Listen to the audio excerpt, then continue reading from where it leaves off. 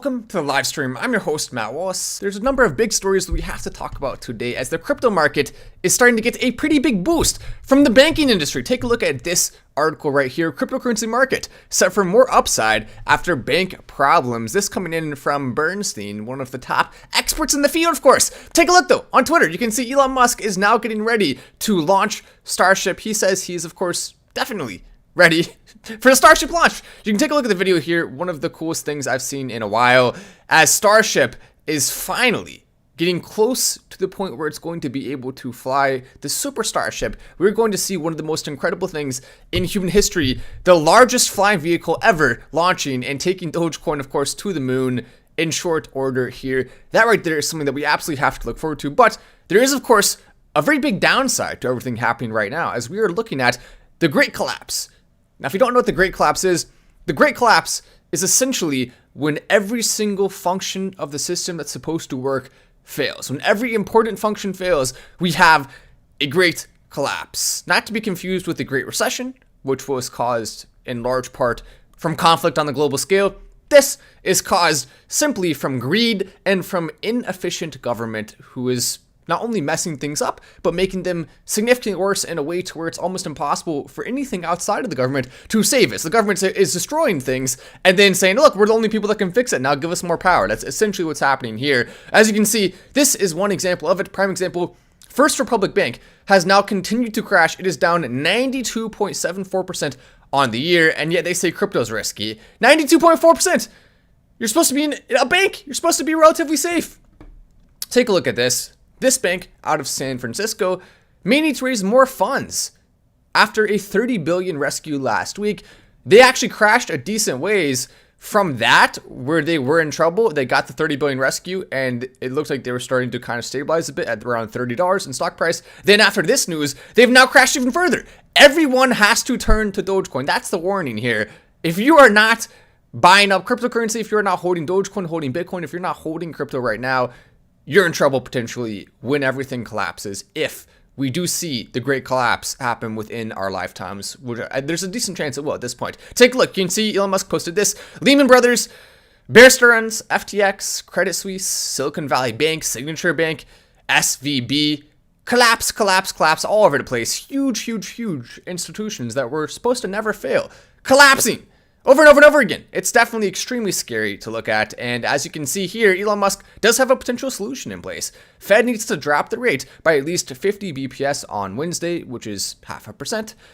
After the rate has gone up so much, it has now led to the point where if you were trying to buy a home, you're going to be paying $1,000 more a month than people who purchased just a little bit before you, which is kind of crazy. Literally, people who purchased last year are paying $1,000 less a month for the same priced home, regardless of the fact that the prices have also gone up a lot. So you're really screwed if you're a new home buyer. This is what we're talking about when we say politicians have stolen our future and given it to people in the present and then taken it from us. This is what's happened.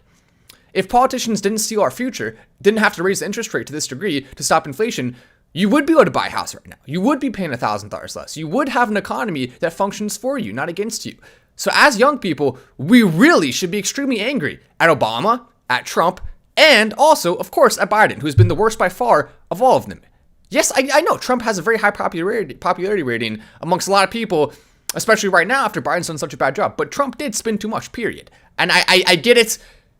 He's still hilarious, right? It's still funny when people get mad, who are very annoying people, get mad at Trump, right? It's still funny. Of course it is. But at the end of the day, he didn't do as good of a job as he could have. And neither did Obama. And we haven't had a president do a good job in terms of national debt spending since before Reagan. Even Reagan, he did lower taxes a lot, but he did not cut spending to go along with it, which he should have done. And ever since then, we've continued to see worse and worse. And Obama really blew the spending out. All of that was stealing your future. They took it from you. And they did it with a smile on their face, saying, look how great we are. Vote for us. Look how great we are. Young people voted en masse for Obama. Young people voted en masse for Trump. Some people did. Young people voted for all these people, and you didn't have any better options. If you didn't vote for Trump, Hillary Clinton would have done the same thing. Would have been just as bad. Obama versus McCain. McCain probably would have done the same thing. Who knows? He would have been bad. Romney probably would have been bad. Every single option we've had as young people has been bad. So it's not our fault. We're just not having good politicians put out there that are actually able to take the deficit and stop the craziness. And you can say, Well, maybe Trump would have done it if he had more power in Congress. Maybe Obama would have done it. Maybe Biden would have done it. You can argue all of those things. At the end of the day, they didn't push hard enough for it, and we watched them not push hard enough for it. And now we have banks collapsing. Now we have interest rates going crazy. Now Elon Musk is calling for it to go down. There are severe consequences to the fact that we keep having our choices be two options that are both going to be bad for the economy out of largely selfish reasons, because they want to get elected, they want to be popular, and they know if they cut spending, then it's going to destroy their popularity rating. And they know that the people before them have messed up greatly, and that's the only reason why they have to do that. So it really sucks. We're in a bad position, unfortunately. But yes, Joe Biden has he's on track to spend 3 times as much more into debt per year than we saw Obama doing. And there was no excuse for Obama to spend that much. Even in 2008, he was 10 times above for his first 2 years what the Great Depression spending was. Obama set a really bad precedent. When Obama came to office, we were at 10 trillion in national debt. Now we're at 31 trillion. Thanks, presidents, for doing that to us. And who's our options? Who did we have to pick? I mean, yes, Trump did reduce taxes, but he also decided to increase spending in certain sectors by a significant margin. A significant amount. So, like, well, where do we go? Well, what do we do now? Now, maybe you could argue, okay, if Trump gets in office the next time, maybe he wouldn't do it again, or maybe he would. Who knows? But as long as we continue to have politicians spinning out like crazy like this, we're going to continue seeing massive ramifications that only hurt us, that only hurt the younger people. And if you're watching this and you're retired already, maybe it hurts you a little bit less. But I mean, you still have to feel some pain from it, from your retirement portfolio going down. So there's a lot of pain, unfortunately, from that. Build Back Better says IQ117. Not so much, unfortunately. Someone said, next time I'm voting for Doge. There we go. That's the way to do it. Next time, vote for Doge. And potentially, Ron DeSantis may actually be someone who would cut back on spending and also find a way to put a tax structure in place and help the economy in a way that actually does cut back on the deficit some. That's one of the reasons why I am a little bit optimistic on Ron DeSantis. But then again, look at what's happening on social media. People are roasting Ron DeSantis, saying this, saying that. Now there's a fight between people who support Trump and people who support Ron. And it seems like people who support Trump are winning on social media to some degree right now. But is that the best thing? Do we want that? Will Trump continue to spend more money? Will it continue to cause problems like this? All these are questions that we have to answer. And I hate that I have to even talk about this. But it is what it is. It's just the truth. And as you can see, there's some other pretty significant news that's come out. Look at this. 2 million views now we're up to on the Bill Gates files, which I posted on my Twitter account. But in the Bill Gates files, I went through all the reasons why Bill Gates is absolutely going to be going behind bars. It's only a matter of time at this point. This video, in my opinion, seals the deal. Up to 2 million views now, 3.9 million total visits on this tweet, total sees of it. And on top of that, 48,000 likes, 18,000 retweets. This video doing very, very, very well, which is good because we want to see Bill Gates finally facing justice. Elon Musk also pointed out 0 people have been arrested for what happened here. Look at that. I can't even read that out loud or else YouTube will get mad at me, but you can see the headline there. 0 people arrested, Elon Musk points out. Very true indeed, Elon Musk. And on top of that, Elon Musk said this.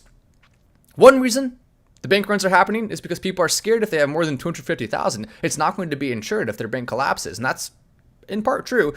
Elon Musk says it's absolutely required to stop bank runs that the FDIC temporarily increases the insurance for the cap on multiple deposits above 250,000. So Elon Musk is trying to propose solutions here. And that's why, if he was president, I feel like we would have been in a much better position as a country. If Elon Musk was president, I think he really would have been better than most people who have led our country in its entire history, with a few exceptions, of course. George Washington, I mean, you can't really beat that, right? But I think Elon Musk would do a very good job. I really do. I think if he was able to be president, constitutionally speaking, which all it takes is an amendment, right? Then that'd be a very cool thing.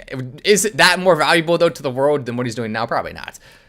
No, it's really not. I mean, what he's doing now, it's not even close. Sending us to Mars, making internet available across the globe, sending Dogecoin to the moon, all of those things are more important. And if he is president, he would have to cut back significantly on some of the time he spends doing that.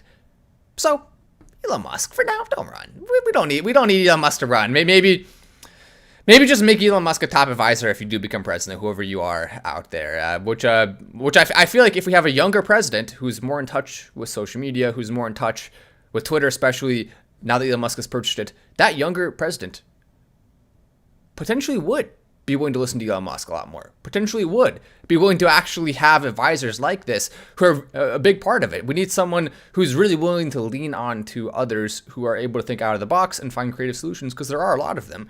There really are. A lot of things can be streamlined. Oh, and by the way, I did want to give my opinion on this real quick. I did see a video out there saying that what you should do is prevent driverless trucks from being on the road to save trucker jobs. And the truth is, there's a lot of animosity against robots taking over certain parts of the economy, robots taking over certain jobs.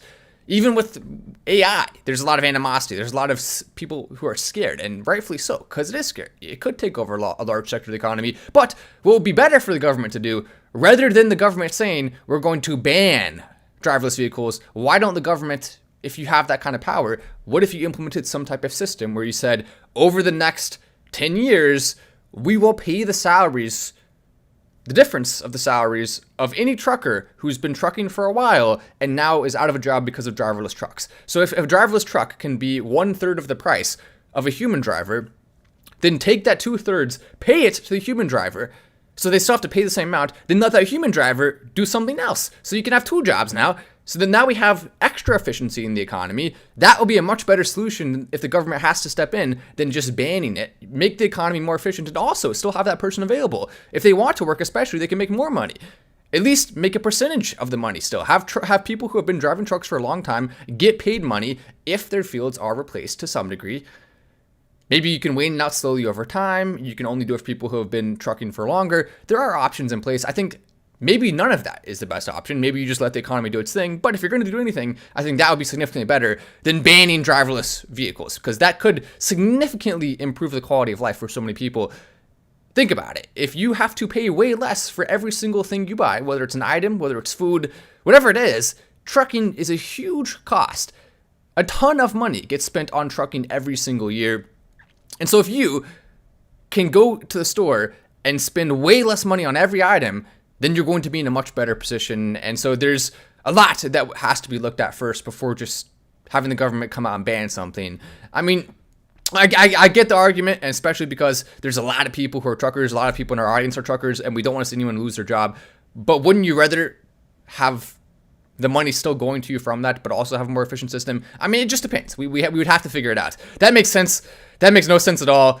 That is what we call communism. Yes, there's some truth to that. It is called communism, unfortunately, and we don't want that, right?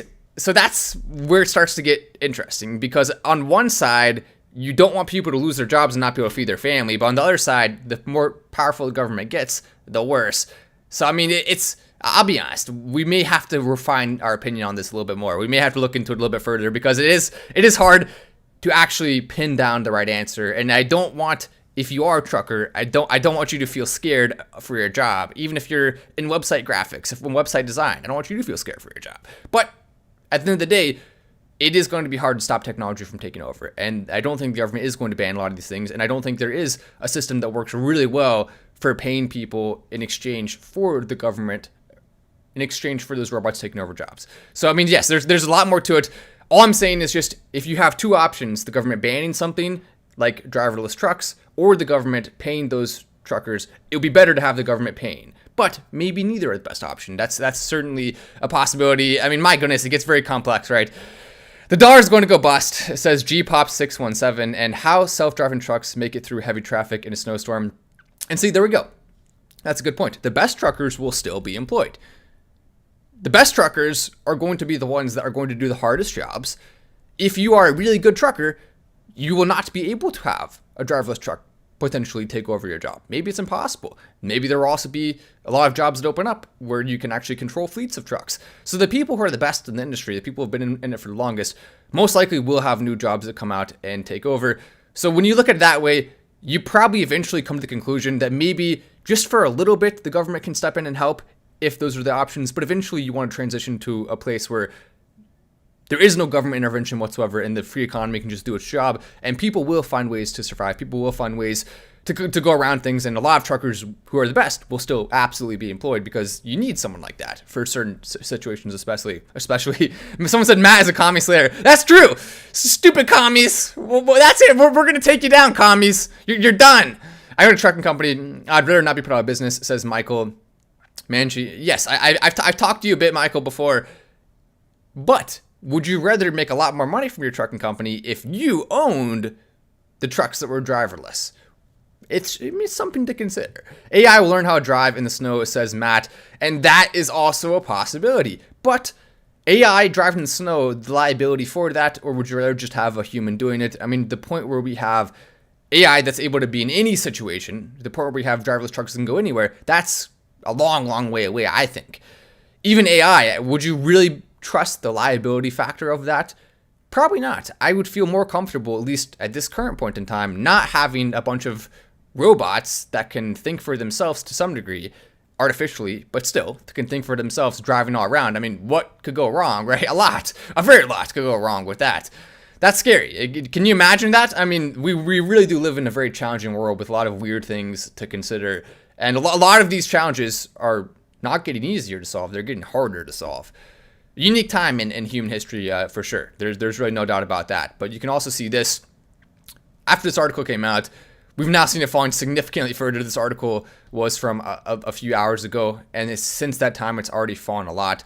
First Republic's woes followed the collapse of Silicon Valley Bank and New York-based Signature over the weekend. Credit Suisse became the largest institution so far to be embroiled in the upheaval when the Swiss government forced the troubled bank to a cut-price takeover by rival UBS. First Republic has struggled to reassure depositors that it will not suffer the same fate as SVB and Signature. Last week, the bank increased borrowings from the U.S. Federal Reserve and then suspended its common stock dividend despite holding about $213 billion in assets and $176 billion in deposits on Sunday. Reuters reported that the lender was still trying to put together a deal to raise capital days after 11 of the biggest names in U.S. banking, including JP Morgan, Chase, Citigroup, Bank of America, and Goldman Sachs, kicked in $30 billion. So we do have a little bit of a rescue effort here, but you're still the one paying for this.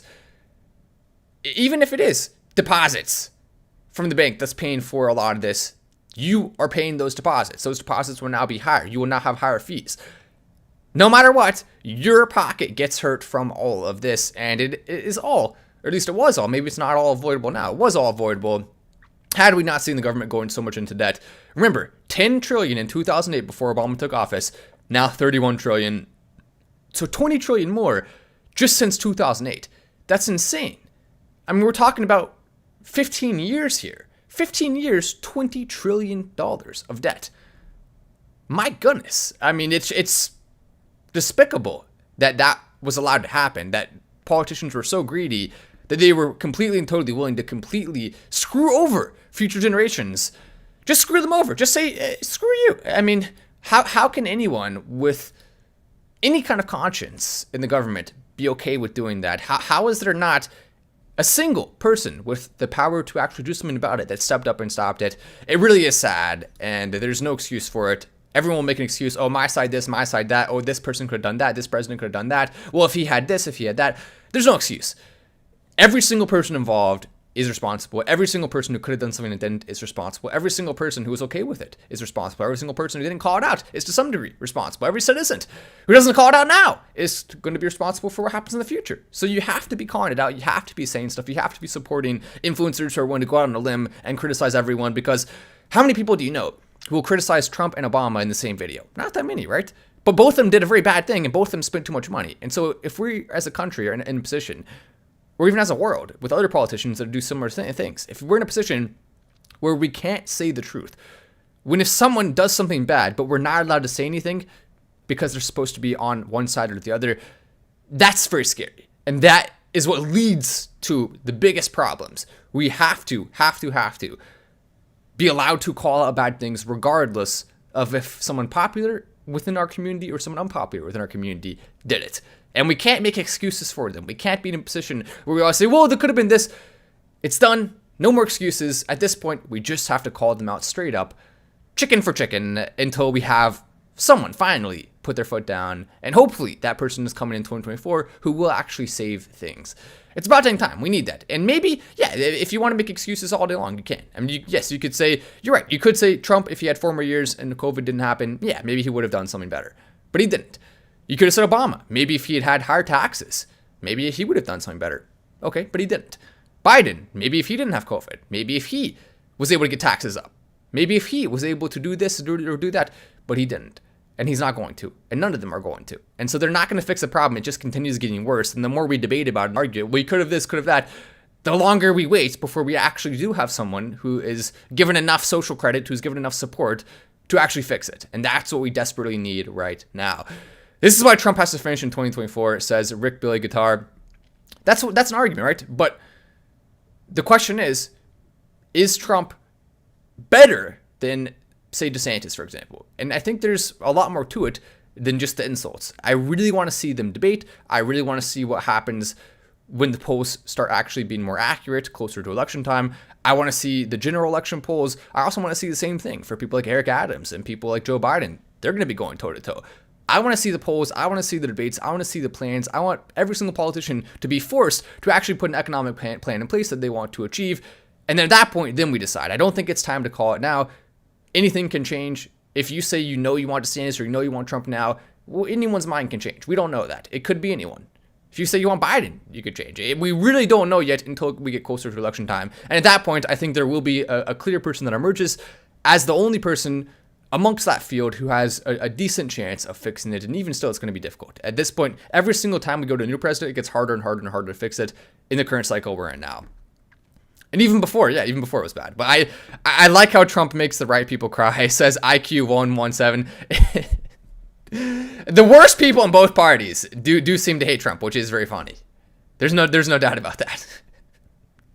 How long have you been claiming Doge? Doge for Dogecoin, patience is key. It really is. We will hit $1. We will see some insane things with it. You just have to be a little bit patient, or a lot patient, I guess. But at this point, the longer we've waited, the less patient you have to be, because the closer we are to that happening. But anyway, I'm Matt Wallace. This is Final Stand, and I'll see you in the next video.